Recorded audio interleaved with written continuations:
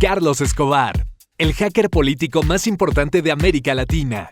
Escobar es un reconocido experto en seguridad informática, redes sociales y marketing político, que durante los últimos 15 años ha liderado muchas de las más exitosas campañas en Colombia, Venezuela, Paraguay, Argentina y Panamá. Escobar fue pionero en Latinoamérica en enlazar las redes sociales con la vida política. Fue quien abrió la primera cuenta oficial de Twitter del expresidente de Venezuela, Hugo Chávez, y montó toda la estrategia de marketing desde cero del Partido Centro Democrático.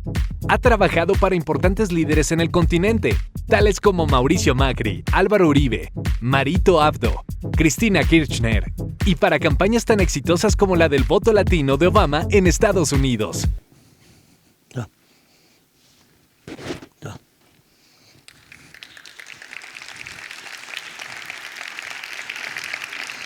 Gracias, ¿cómo están? Yo creo que soy el único colombiano. Entonces voy a empezar a contarles una historia de mi primera conferencia sobre redes Wi-Fi hace 12 años, para que me agarren el tono de la voz, para que me puedan entender un poquito. En esa conferencia teníamos que hablar sobre el origen y el proceso de las nuevas redes inalámbricas, del WiMAX y el Wi-Fi. Y la conferencia me tocó con un americano, había un representante de México y nosotros que representábamos a Colombia. Cuando inició la conferencia el americano, él estaba contando que habían hecho una excavación en el desierto del Arizona y habían bajado 100 metros y habían encontrado unas fibras de hilo de cobre, y ellos llegaron a la conclusión de que en Estados Unidos los indios americanos 500 años atrás se comunicaban por teléfono. Después el mexicano siguió para exponer sobre un hallazgo que habían tenido en unas pirámides aztecas, que ellos habían bajado 500 metros, luego 1000 metros, y lograron encontrar unos hilos de fibra óptica y llegaron a la conclusión de que los aztecas se comunicaban 1000 años atrás por fibra óptica. Entonces cuando me tocaba a mí, a nosotros nos pasó el mismo caso en Medellín, en Colombia.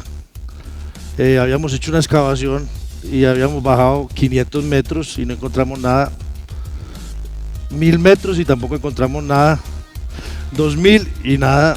Y a los 2500 metros llegamos a la conclusión de que en Colombia nuestros antepasados se comunicaban por Wi-Fi 2000 años antes. Así empezamos nuestra carrera en el tema de redes sociales y la ciberseguridad. Voy a hablarles de Big Data. Muchos de ustedes saben qué es Big Data o no saben qué es Big Data. Big Data es como cuando los adolescentes dicen que saben de sexo. No saben nada, los amigos dicen que ya lo han hecho y finalmente todo el mundo dice que lo hace y pasa muy bueno. Pero no hay una definición sobre eso exacta. Bueno, Big Data, ahí está lo que les estaba contando sobre el Big Data.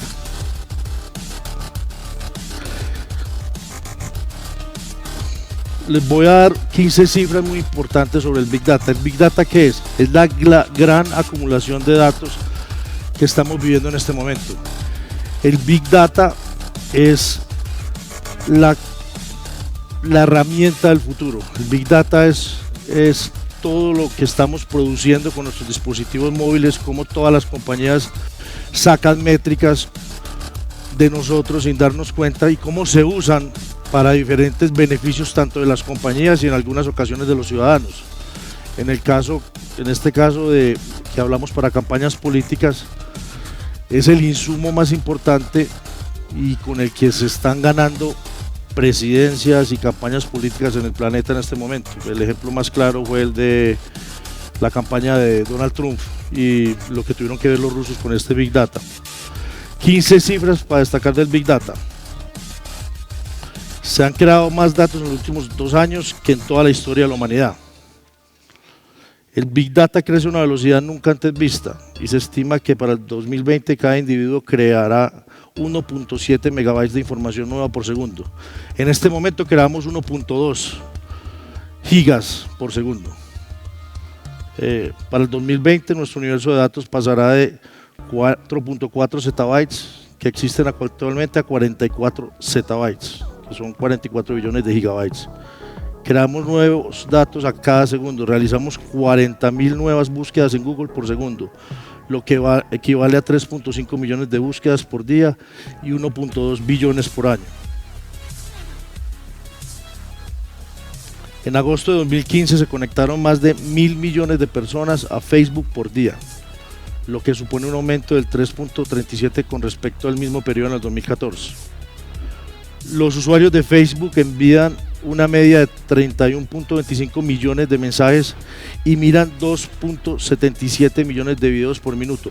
Todas estas cifras es lo que nosotros vemos de frente. Por detrás es lo que el Big Data está haciendo, procesando, creando algoritmos para segmentar esta información para beneficio de la campaña política o de la campaña de marketing o para beneficio de un gobierno. Se sube una media de 300 horas de videos a YouTube por minuto. En 2015 se tomaron 1 billón de fotografías y miles de millones serán compartidas en la red. Para 2017 se estima que casi el 80% de las fotografías serán tomadas por smartphones. Yo no sé si ustedes saben que las fotos que ustedes se toman, todas las fotos cuando uno las descarga va seguida de un formato JPG o PNG tras unos números largos. Eso es un estándar de todos los dispositivos móviles o cámaras. Todos esos números que van seguidos después del formato de la foto tienen un significado, que es el fabricante, el año de fabricación, el serial del equipo. Cuando nos roban un dispositivo móvil o se pierde y otra persona lo usa, hay herramientas con las cuales podemos preguntarle a Facebook si con nuestro dispositivo que se perdió han tomado fotos y las han subido a otra red social. No sé si sabían eso. Bueno, esas son herramientas que usan las policías hoy en el día para perseguir criminales, pero nos pueden servir a nosotros para recuperar nuestros dispositivos. Yo después voy a darles unos links a ellos para que los tengan como donde pueden llegar a esas páginas y recuperar sus dispositivos. En el 2015 se tomaron, pues ya hablamos de la foto. Este año se importarán más de 1.400 millones de smartphones, todos ellos con sensores capaces de recolectar todo tipo de datos, sin mencionar aquellos creados por los mismos usuarios del móvil. Cada vez que nosotros estamos acá sentados con el móvil prendido, las compañías que acumulan Big Data y la procesan saben que ustedes están sentados al lado derecho de alguien, al lado izquierdo, atrás, quién tienen, y todo eso lo procesan para diferentes fines. En este caso pueden decir, esta audiencia que tenemos acá la podemos segmentar en que le importa la tecnología, les gustan temas políticos y de una manera u otra la usan para darnos información que se segmenta en el público que estamos acá sentados. Lo que permite el Big Data es no usar o desperdiciar impulsos de campañas o redes sociales en públicos que no son afines. Para el 2020 tendremos más de 6.1 millones de usuarios de smartphones en el mundo, 6.100 millones de usuarios en el mundo. En los próximos 5 años habrá más de 50.000 millones de dispositivos smart conectados en el mundo, todos desarrollados para recolectar, analizar y compartir datos. En Japón hay sillas que cuentan con dispositivos con más de 150 sensores para sacarle Big Data a la nalga y saber qué tipo de nalgas existen y poder perfilar las nalgas. Hasta ese punto hemos llegado. La distribución informática de realizar tareas informáticas a través de una red de ordenadores conectados en la nube ya es una realidad. Google lo utiliza a diario para vincular aproximadamente a 1.000 ordenadores o super máquinas que responden a una única búsqueda en su navegador y la completan en menos de 0.2 segundos. Que eso nos damos cuenta todos los días, que le preguntamos a Google algo y cada búsqueda de ellos, Google memoriza las búsquedas y nos O sea, Google yo creo que nos conoce más que nuestra propia mujer. Google sabe todo lo que hacemos. Si hay alguien que pudiera saber más de la vida de uno que Google, no creo que exista. El mercado de Hadoop, que es un software libre de distribución informática, estima una tasa de crecimiento anual del 58%, superando los $1.000 millones de ganancia en el 2020.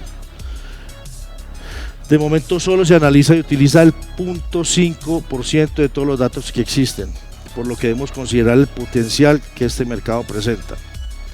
Y más allá, yo creo que el potencial del Big Data en la política todavía no lo hemos mesurado. Tuvimos un ejemplo reciente en las elecciones al Senado en Colombia. Teníamos un candidato que ya había perdido varias elecciones al Senado, tiene un problema de imagen a razón de su familia que, o sea, ni el más estrella en las redes sociales podía hacer que este hombre saliera y le fuera bien. Es más, no podíamos usar las redes sociales, no lo podíamos presentar en público, no podíamos hacer, o sea, lo que hiciéramos con él se nos devolvía, no había nada que hacer con él. Hoy en las campañas políticas en Colombia y en varios países hay un sistema para candidatizar a un candidato que es ahorita la pones, espera un momentico, es el sistema de firmas, recolectar firmas para que este candidato pueda salir a campaña. Entonces cuando se recolectan firmas se pide obviamente la firma y la cédula para que el CNE o el centro electoral valide las firmas. Obviamente en Latinoamérica pues, el nivel de corrupción que tenemos hace que hayan empresas que vendan las firmas para que el candidato gane. O sea que muchas veces el que está firmando no sabe que está firmando por ese candidato. Entonces este candidato logró conseguir unas firmas considerables.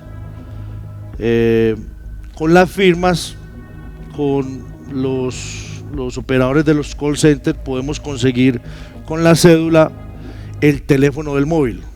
O sea, en este caso eran 800.000 firmas, logramos conseguir 750.000 móviles. Y cuando tenemos el móvil con Facebook, podemos pasar esa base de datos y Facebook nos da de esos 750 cuántos tienen Facebook. En este caso eran 300.000 que tenían Facebook. Entonces tenemos 300.000 que firmaron por mi candidato y ese candidato ganaba con 30.000 votos. O sea que en teoría ya tengo 300.000 votos. Pero no era así. Cada vez que poníamos algo en los Facebook de esos 300.000 que supuestamente firmaron por él, nos ganábamos un insulto. Era imposible y bajaban, o sea, de los grupos que hacíamos para ese candidato, la cantidad de seguidores bajaba cada vez que poníamos un post alusivo al candidato. Pero cabe anotar que este candidato tenía una imagen negativa por un familiar.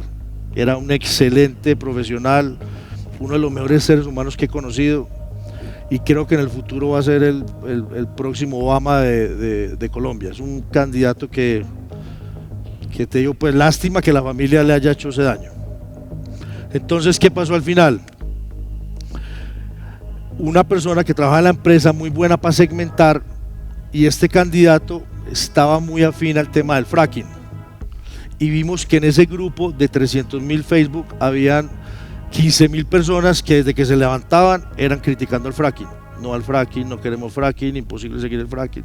Entonces estas 15.000 personas las sacamos a un lado, hicimos grupos, páginas, empezamos a alimentarlos con información sobre el fracking. Todos los días ellos aportaban, esto duró 3 meses. Cuando faltaban 15 días para finalizar la campaña, hicimos que nuestro candidato se montara en esa causa, no como candidato, sino como causa. Y este candidato se volvió el líder de la causa del fracking en Colombia. Cuando llegó la hora de votaciones, él estimaba, por los diferentes métodos que usan los políticos para tener votos, podía conseguir 30.000 y los tenía seguros. Cuando llegaron las votaciones, solo marcaban 20.000. y él decía que habían 10.000 que nos habían robado. Pero cuando mirábamos los mapas de votación, esos 10.000 no concordaban con lo que él decía. Finalmente, de los votos, cuando empezamos a tabular y ver dónde estaban, vimos que 12.000 votos estaban dispersos por todo el país, y esos 12.000 votos eran parte de la comunidad de 15.000 que habíamos tenido en Facebook contra el fracking, y esa comunidad fue la que lo hizo ganar como senador. Entonces ahí es la importancia del Big Data, cómo se usa y cómo la podemos usar en campañas para crear causas, no temas políticos. Ya pon el video.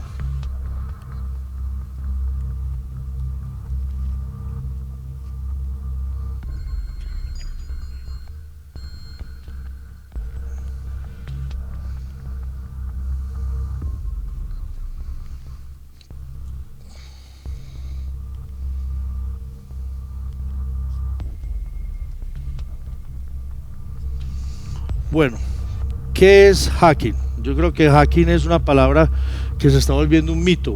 El hacker ahora se volvió como un terrorista como Osama.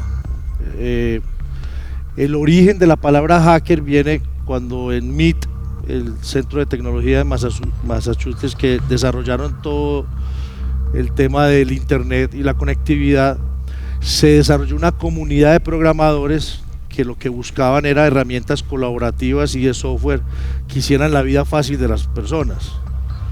Por eso les decían hacker, eran más activistas del bien.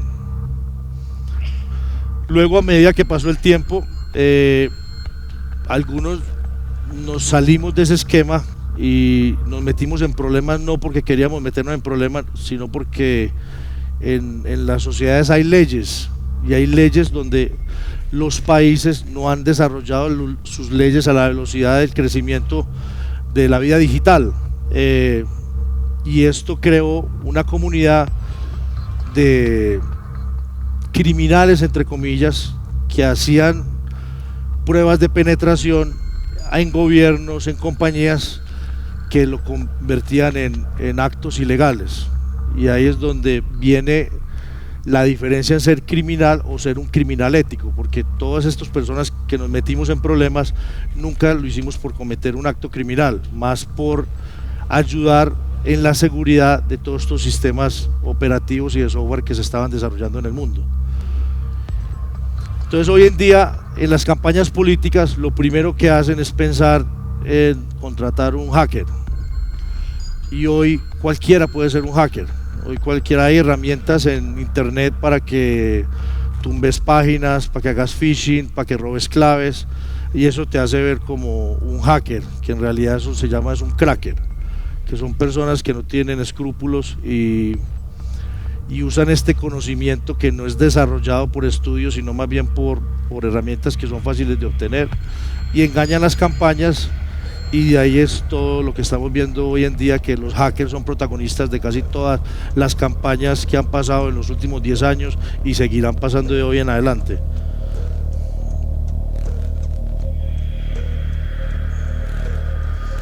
Entonces, ahí viene el tema del antiterrorismo digital. Cómo nosotros podemos combatir a todos estos personajes que están usando la facilidad de la información para atacar campañas, atacar candidatos, difundir información que no se debe difundir, crear fake news, todo este tipo de cosas que hace que el antiterrorismo digital prime las campañas. Los espías siempre han existido en las campañas, que yo creo que el espía es como el sinónimo de un hacker hoy en día. Yo creo que hasta en la batalla del 5 de mayo hubieron espías. Dicen que las mujeres se infiltraban en el otro ejército para pasar información al ejército mexicano y poder adelantarse a acontecimientos.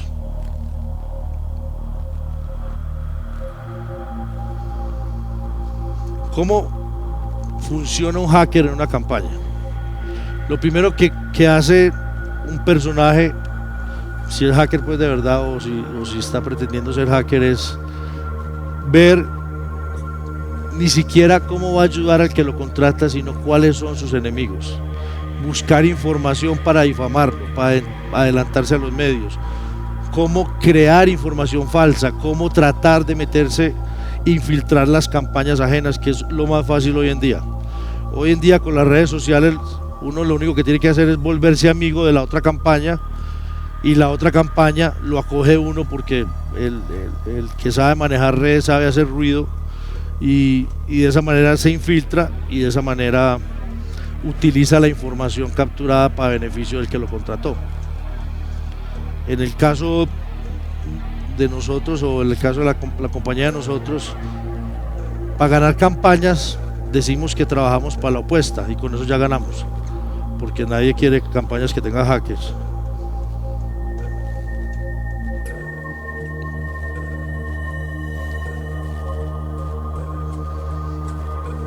Bueno, hay que redefinir conceptos. Muchos programadores insisten que la palabra hacker se aplica únicamente a acatar los entusiastas de ley que ayudan a crear programas y aplicaciones informáticos o mejorar la seguridad. Cualquier persona que use sus habilidades no es un hacker malicioso en absoluto, sino un cracker. Vuelvo a lo mismo, el cracker es que hoy en día una persona quiere tumbar una página. Hay páginas que venden sistemas de DOS, que son sistemas que saturan las peticiones de una página web y la tumban, y con eso puedes demostrar que eso es un cracker, que eso es el mejor, pero en realidad son herramientas que están pagando y el trabajo lo está haciendo es un servidor.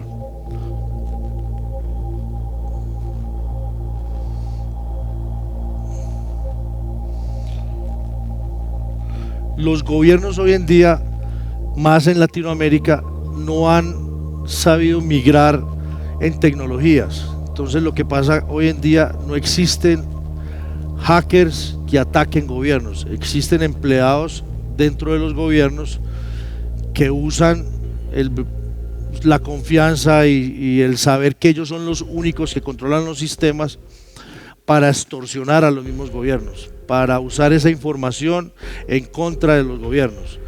Entonces hoy en día los gobiernos deben de ser muy juiciosos, o los asesores de campañas, en auditar esto, en contratar personas sabias y éticas que puedan mirar todos estos sistemas, revisarlos y recrear toda una ingeniería en función de la seguridad y de que no solo una sola persona tenga el control total de la informática de una empresa.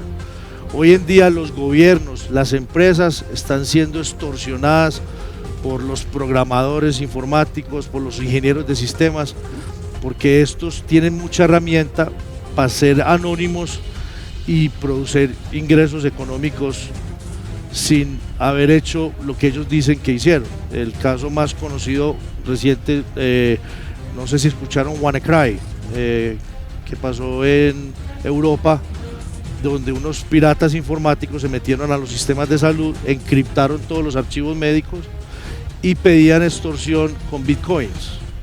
Eso pasó a principios de este año. Pero luego empezaron a replicarlo por todo el mundo, y los que lo replicaban, el 90%, eran personas de adentro de las empresas que vieron que extorsionando, pidiendo bitcoin, era muy fácil de que no los descubrieran. Y hoy en día esos son crímenes perfectos, que no los van a poder descubrir, pero que están pasando. Les voy a hablar de este caso en particular, no sé si muchos lo escucharon, pasó hace 4 años en Colombia. ¿Han escuchado al presidente Uribe? ¿O no? No. Ah, bueno. El Partido del Centro Democrático, él lo inició hace 4 años, ganó en el Senado y luego lanzó al candidato a Oscar Iván Zuluaga. Yo estuve en su campaña desde que creamos los logos, hicimos toda la estrategia de imagen, pero obviamente yo creo que en esta campaña no ganó mucho la estrategia, sino que ganó un personaje que no creo que vuelvan a ser uno igual como el presidente Uribe. Todavía le dicen presidente, yo le digo presidente. Y él puso este candidato que no era muy buen candidato, pero sí era el candidato que iba a ganar, porque veníamos de un gobierno que ya tenía cansado a los colombianos. Para que este fuera el candidato, él puso dos candidatos, los dos candidatos para luego elegir entre los dos dentro de la misma colectividad. Tuve la fortuna de que me puso en el otro candidato, el que perdió. Cuando este gana, él me dice, váyase a trabajar con este candidato. Yo pienso que sí, pero cuando yo estaba en el otro lado, pues mi misión era acabar a este candidato, entonces no fui muy bien recibido. Me sacaron con insultos, gracias a Dios. No me dejaron ser parte de esta campaña. Un personaje que se llama Sepúlveda era esposo del asistente personal de este candidato, de Oscar Iván Zuluaga.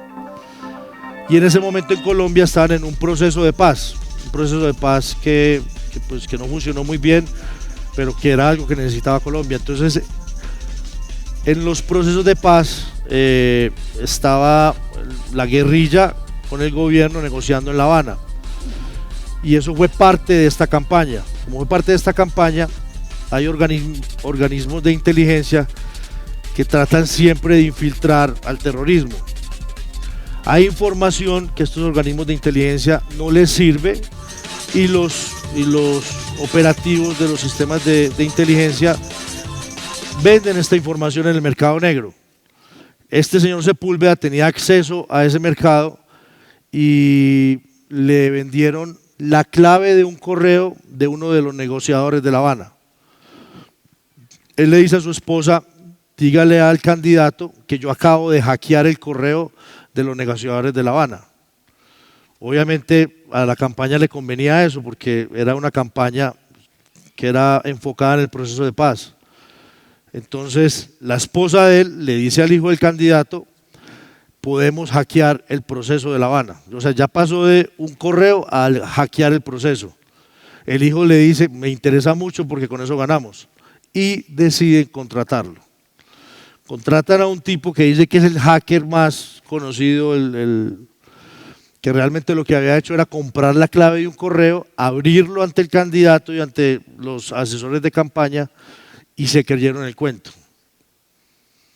Bueno, por creerse en este cuento, la fiscalía le montó un proceso, los descubrieron, los grabaron y agarraron al hacker del proceso de La Habana. O sea, ya era el hacker del proceso de La Habana, despliegue de medios, eso salió en todo el planeta. Y Colombia no quería un candidato que buscara la guerra otra vez. Este es el personaje. Como yo había estado en toda esa campaña desde el principio, a mí me metieron y yo era el que salía en los noticieros todos los días y yo decía, pero yo no tengo que ver nada con esa campaña. Yo le decía, yo no tengo nada que ver, pero era como el que le cabía esa camisa. Meten a este tipo en la cárcel y dentro de la cárcel, como el partido del gobierno es el que está en el gobierno, lo libretean y se inventa más cosas todavía, que había hackeado yo no sé qué. Y finalmente pierde las elecciones del Centro Democrático. Las perdieron, una porque es culpa de ellos, haber creído en un tipo donde las campañas no verificaron bien la información. Hoy es muy importante que una campaña política lo primero que haga es un tema de seguridad. Lo primero que tienen que hacer es hacer filtros, revisar quién está dentro, casi que más seguro que una misma agencia de inteligencia. Porque es muy fácil hoy en día infiltrar campañas. Y yo creo que la mayoría de las campañas se pierden por esto, por la fuga de información, por no cuidarse. Y este es uno de los ejemplos más claros de cómo un cracker termina acabando una campaña y finalmente esos últimos 4 años para Colombia es lo más trágico que ha pasado. Y hoy en día siguen con el tema del hacker. No más la semana pasada el presidente me dice, mire que todavía siguen diciendo que yo ando con el hacker. Yo le digo, pues es culpa suya, ustedes lo contrataron. Entonces, esto pasó ayer. El fiscal, este era el asistente del fiscal, trabajaba con ese tal hacker desde mucho antes, o sea, ya lo habían infiltrado y se vinieron a dar cuenta ya hace 8 días, pero es cómo no se debe trabajar una campaña y cómo se deben de cuidar de la palabra hacker, que hoy en día está prostituida. Hoy cualquier culebrero es un hacker. O sea, yo que viví de eso, hoy en día yo soy otro culebrero más, porque el que es verdadero hacker es un programador que no puede parar de programar. Hoy en día es una virtud tener la capacidad de vulnerar sistemas para ayudar a la sociedad. Hoy en día estamos llenos de terroristas que se hacen pasar por hacker y lo que están haciendo es daño, infiltrando. Todos ustedes hoy, hasta uno mismo no se cuida, bajamos cualquier aplicación, no miramos los certificados, cualquier correo. A toda hora nosotros somos víctimas del phishing, somos víctimas de gente que está tratando de jalarnos las claves. Hoy en día con una aplicación cualquiera, la más básica, que tú la bajes del app, ni siquiera es una aplicación que esté en un archivo, sino del mismo app o del iOS, te la bajas y te agarran tus WhatsApp, te agarran todas tus claves y ustedes no saben. Ahora, ¿para qué sirve eso? Para el que necesita el beneficio de eso. Muchas veces puede servir para temas de inteligencia, para agarrar terroristas, pero la mayoría de veces sirve para usar esa información en contra de uno mismo. O sea, hoy nosotros somos más públicos que nunca. Nosotros no tenemos privacidad en nada. Desde que tenemos el celular encima, ya todo el mundo sabe lo que estamos haciendo, dónde estamos. Un paréntesis ahí que pasó con eso. Ayer una amiga personal que quiero mucho, su familia la mamá estaba en Estados Unidos en un concierto de Rubén Blades y a las 3 de la mañana se accidenta. Llama a mi amiga a Colombia y le dice que se accidentó y que las 2 hermanas están en el hospital, que ella no lee el mensaje sino hasta las 8 de la mañana y no le contestan. Me llama, nos pasa el correo de la mamá, nos pasa el número del celular, con el número del celular sacamos el email, con el email sabemos dónde está operando el celular, sabemos la celda donde está, con la celda donde está sabemos dónde se quedó la última ubicación. Buscamos el hospital más cercano, dimos que no el hospital, hicimos la llamada y encontramos a la mamá. Gracias a Dios estaba bien, pero ella duró 4 años de angustia. Pero para que sepan que con un celular, así no esté conectado en su país, pueden uno sacar toda la información que quiera. Entonces, para que cuiden sus comunicaciones más.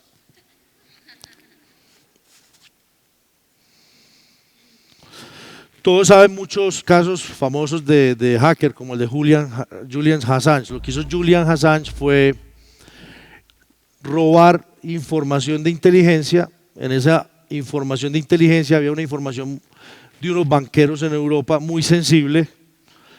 La negoció con unos hombres muy poderosos en Holanda. Estos, con unos servidores superpoderosos, lograron descifrarla y le dieron la parte militar a Assange, que fue el negocio, y la parte del banquero, ellos la negociaron y se volvieron ricos con esa información. Pero ahí Julian nunca fue un hacker. Julian lo que hizo fue robar información.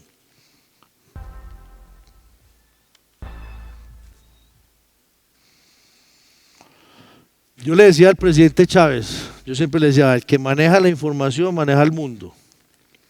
Pero yo lo hacía desde un punto tecnológico, no desde un punto político ni de lo que está pasando ya, y les hablo de hace 12 años. Y luego, después de que vimos cómo operaban las comunicaciones, cómo los grandes embudos de comunicación, que son, por ejemplo, el Slim, que hoy en día tiene cable óptico por toda América Latina, como él cogió, como la información que va por el tubo, tú la puedes manipular.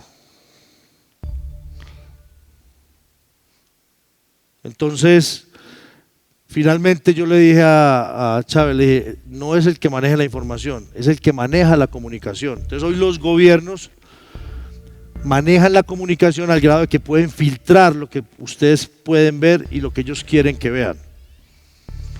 Entonces hoy también la sociedad tiene que ser un whistleblower, tenemos que decirle a estos gobiernos de que dejen los filtros y las censuras en las comunicaciones, que por eso es que manipulan y llevan a los votantes a donde ellos quieran. Los gobiernos de turno hoy en día secuestran las comunicaciones para seguir en el gobierno, y hoy en día no estamos siendo juiciosos con eso. Solución. La compañía que nosotros representamos se llama Encryptcell. Nos contratan hoy en día para blindar las comunicaciones de las campañas. Lo primero que hay que hacer es blindar las comunicaciones. Hoy hay sistemas mucho mejores que los que se usan para, como los WhatsApp y todo eso, que son vulnerables. Ahí les hago una nota. Todos los WhatsApp, el de ustedes, el mío, está siendo grabado y monitoreado por leyes de antiterrorismo. Los graban la NSA. ¿Qué pasa? Que no nos están, no sé cómo llaman ustedes, nosotros decimos chuzar, ustedes dicen monitorear, pero no quiere decir que están monitoreándolo a usted o a mí. Los algoritmos lo que buscan es palabras claves, comportamientos claves para perseguir el terrorismo. Pero en Latinoamérica tenemos funcionarios públicos muy creativos. Entonces, un funcionario o un personaje con la mente mala quiere saber qué están hablando ustedes por su WhatsApp. Entonces él lo individualiza y le dice al juez: mire, este señor estuvo en Estados Unidos tomándole foto de unas torres y hablando de poner unas bombas. Él está aquí en Colombia o en México. ¿Será que usted me manda todo lo que está diciendo en el WhatsApp para nosotros estudiarlo bien? El gobierno americano manda todo eso y ya él vende esa información. O sea que la creatividad de nuestros funcionarios hace de que el hecho de que todas las comunicaciones se monitorean pueda ser muy fácil de tener en nuestros países. Entonces en Encryptcell brindamos todo tipo de soluciones. Hoy en día el tema que dicen que toda la información en la nube es más segura, eso es falso. La información está más segura en servidores locales para las campañas. La nube es muy vulnerable hoy en día. Uno depende de algo intangible. Y finalmente yo creo que vamos a regresar a lo básico, a tener todas las comunicaciones como empezamos, en servidores propios, tener todo en nuestros propios locales.